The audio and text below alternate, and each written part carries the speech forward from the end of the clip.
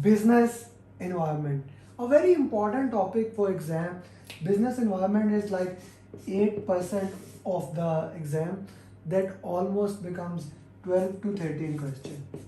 So although when comparing with people, which is 42% of the exam, or process, which is 50% of the exam, uh, it is a very small portion. But the important thing is that you need to get out of three domains, you minimum should have two domains with target in order to clear the exam. So it's an easy target to move through it, and it's not a very difficult topic once you understand it and once you combine it with few other topics.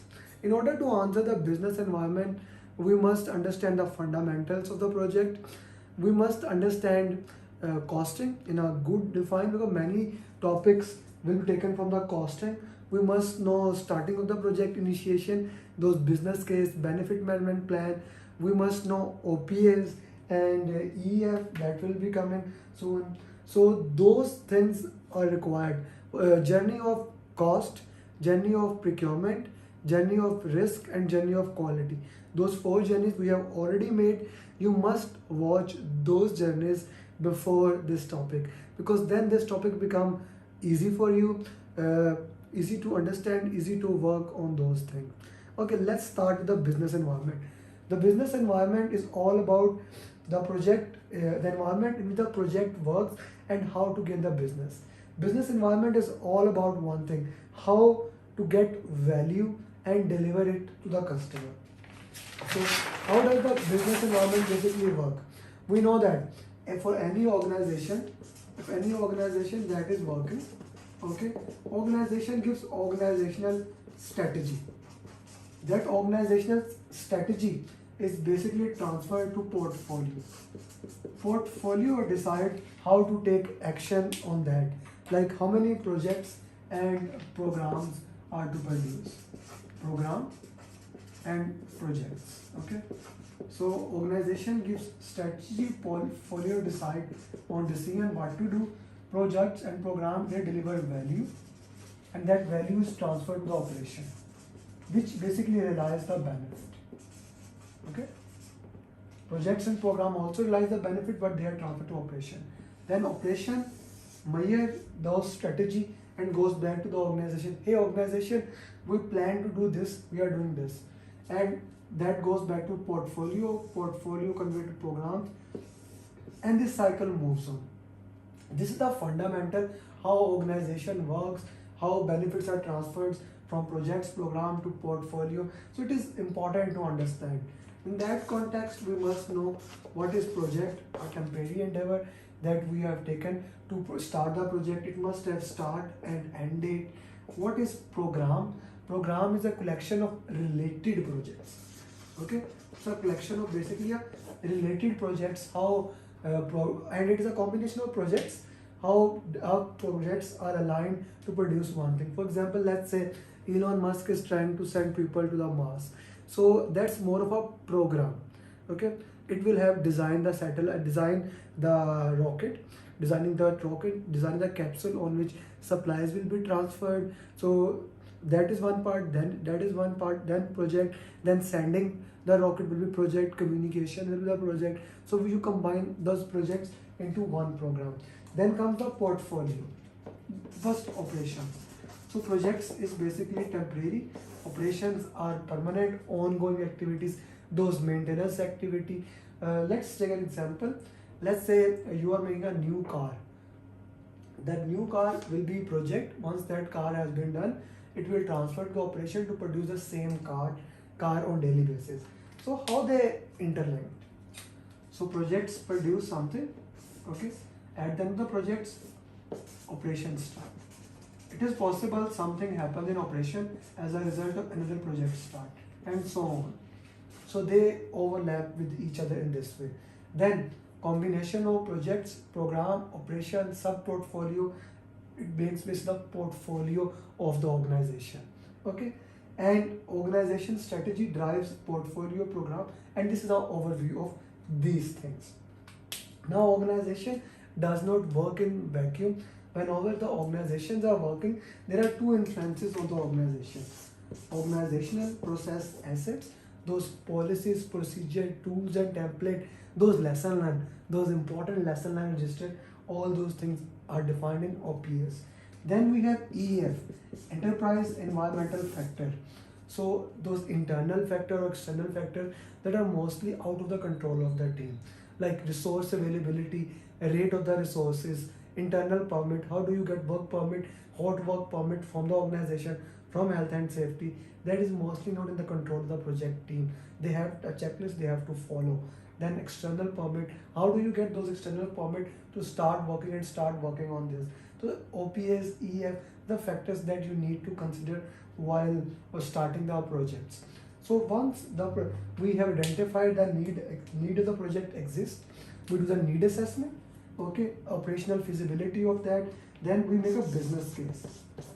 Business case is more of a cost benefit analysis, that why do we want to do the project, the cost justification, the real part where stakeholders are more interested. So we have various methods to make business case basically. So we have payback period. Payback period means how much time it takes to get our investment back. If I am spending $1 million, how many years or month it will take to get my investment back. And of course, earlier I get the payback, the better it is. Two projects having investment of 5 million, okay, the project which can return me investment earlier, one is 2, second is 3rd, this project 2 years will always be better. Then we have ROI, return of investment, how much money I am spending and how much I am gonna get. Return of investment, higher return of investment there is, the better it is for your project. Of course, then we have benefit to cost ratio. Greater than benefit to cost ratio is always good. How much benefits are there and what are the cost. You can also see in exam cost to benefit, reverse of that thing. So that's the same thing, does not make much of a difference. Then we also have present value, what is the value of something in today, and future value, what is the value of something in future, and their relationship. 1 plus interest rate into number of years, so you can calculate future. I haven't seen any question regarding that. We are also considering two concepts, IRR, internal rate of return, like how much cash is coming in, how much cash is going out, and the better IRR, internal rate of return, how much interest rate you have, all those things. And then net present value, it is basically cash coming in, cash going out. Net present value must be greater than 0, better than 0 is always good thing. So your income, your expense, if you have income and expense equal, 0 is a minimum thing. If you have negative, it's a bad thing. If you have more income and less expense, so you have a positive NPV, and that is a better thing. Same goes for IRR. Higher IRR, the better it is. Guys, these terms I can actually go into detail. When we do business analyst course, we do go dive deep into detail. But for PMP perspective, what I have just told is more than enough. Payback period for two projects for comparison, the payback period, the one that have lowest is better. IRR, ROI, NPV, the greater it is, the better it is for you. Another costing model that we utilized while working on this is net promoter score. So net promoter score is a very good thing. It basically measures the customer satisfaction. So let me ask you, from 1 to 10, how much you are satisfied with these journeys videos, how much it is giving value to you with your time. 1 to, like, you can use -100, 200, whatever the scale you decide. So if you are not satisfied, okay, 1 to 6 mean detrackers, you wouldn't recommend it to anyone else. If you are 7 to 8, yeah, you are okay with it, but not so much happy, you will not convey it to others. 9 to 10, you are very happy, you can communicate to others. So that is basically net promoter score. Another test we use is A/B testing. So A/B testing can be used in two various ways. It is basically used to check which product is gonna work. So for example, right now I'm using two markers. Tell me which marker is working better, A or B. We can show customer two product and we can measure which product customer likes better, A or B. That is the basis of A/B testing. Or sometimes we just show one product at various area to get the customer feedback. Those A/B testing, all the Facebook is basically showing you different kind of ads and measuring A/B testing on you to which ads you are reporting more, you are reflecting more, and then they are showing you those product. So these are basically the fundamentals, some of the fundamentals of business analysis. In this video, basically we are covering some of the fundamentals as well as business analysis, because that go hand to hand. Now coming back to the governance. Governance is a system structure, how you are going to govern that particular project, how you are going to do everything. So this structure can become the structure of this specific structure, can become the structure of governance, how you are measuring those things, what are the things that you need to measure, how that correspond. Everything that we do in the project comes under the structure of governance. Then we look at the project phases. Now phases is a collection of a logical steps. Okay, it's a collection of a logical step. So all the process group can come under one project phase. Well, let's say you are designing a project, then you are going to install, then you are going to do commissioning, then you are going to testing. So all those things can be distinct phases. All initiation, planning, execution, everything happen in designing, and as a result of that, at the end you have a deliverable. So when a phase end, we call it as a phase gate, phase review, kill point, stage gate, stage review, many name. The purpose is at the end of the phase, the team sit together and decided should we move ahead or not. Now very important thing, when we were making business case, okay, first we do need assessment. After need assessment, this is a one phase is complete, team sit together, should we move ahead or not. Then we make business case and benefit management plan. Benefit management plan is a plan that has all the benefits that is related to the project, target benefits, all those things. So what are the benefits of that particular project? Once that is completed, we submit it to sponsor, they approve, we have again phase gate review, we decide should we move ahead or not. Then project charter and stakeholder register, phase gate, and then project management plan, and so on and so on. So all these are phase gates, we review them. So in this way, that is a phase gate. So sometimes you need to escalate it to your program portfolio manager. If you decided you did something and you say maybe you need more cost, maybe more time is required, then you need to see how you can escalate this thing to the further authority. Then governance also define how to verify, how quality is going to check, and how we are going to show it to the customer. Should we do it online or the customer is going to come? All these things are defined by validation. A very important topic, so this is done. A very important topic that we do in business analysis is compliance. It's a particularly new topic, and you wouldn't find this topic in any of the books, especially Rita, because this topic has been added by PMI ATP material.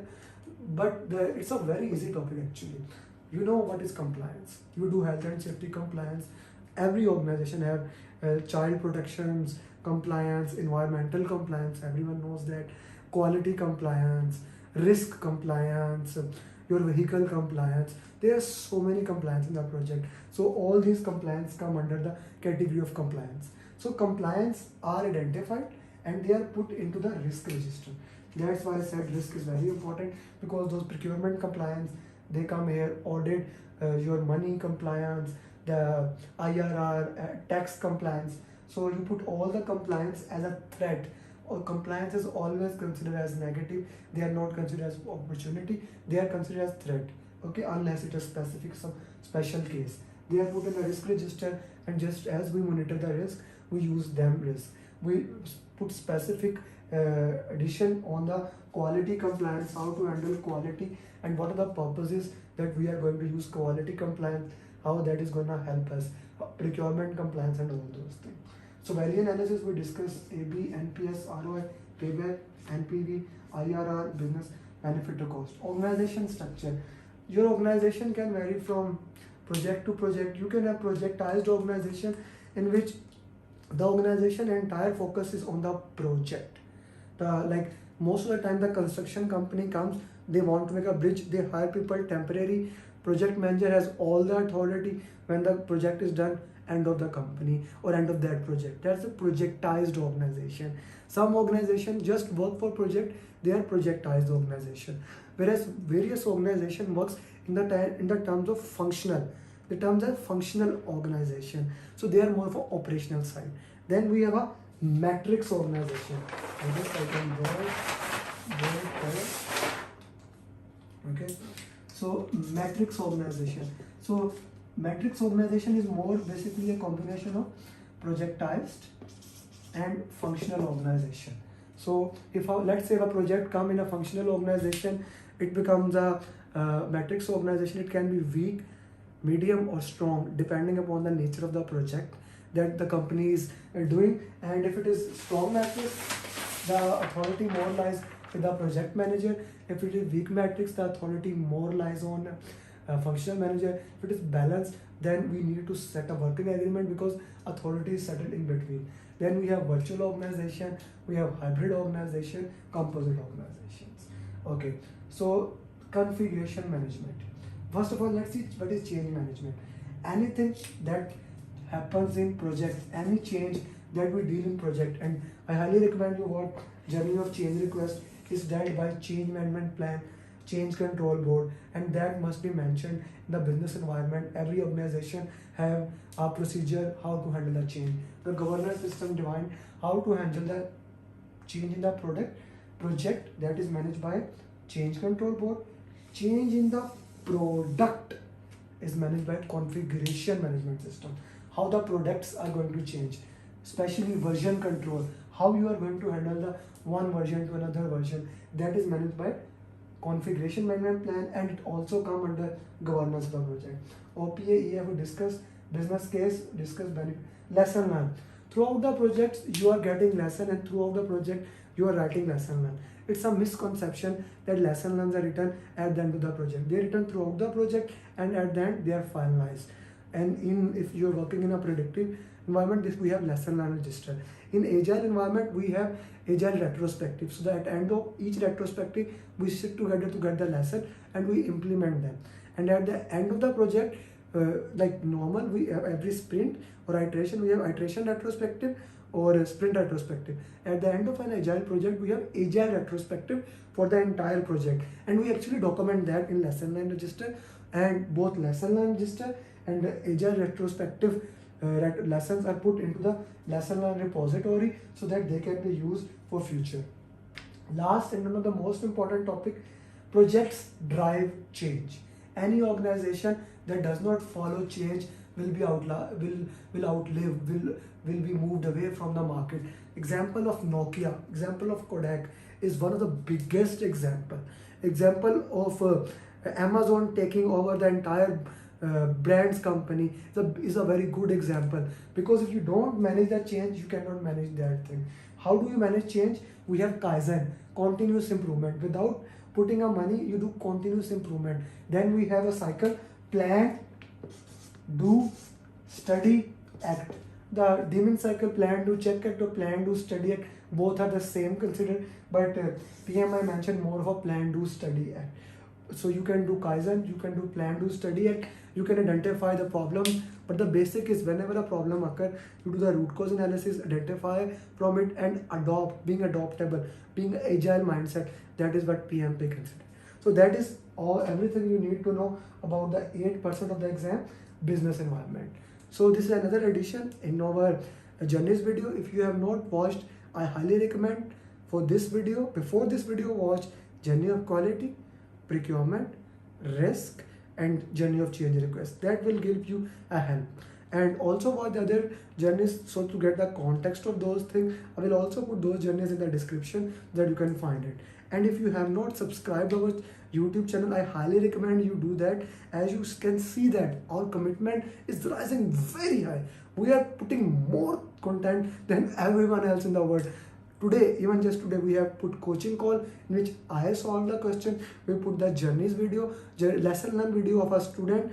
Then I put another video, then this one video. Same goes for LinkedIn. So guys, you don't want to miss this thing. We have everything there for you, and all of this is free of cost. And if you want to need our help, because you know all our programs are basically training and coaching, where everyone else in the world provides training and that's it, you are on your own. We provide coaching.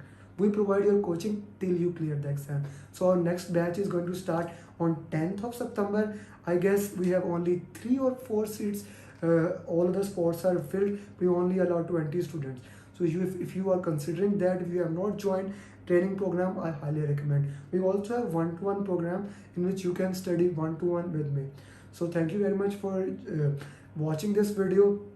And if you become PMP, do share with me. I would love to record your journey and share with others. Thank you very much. Live with passion and become PMP.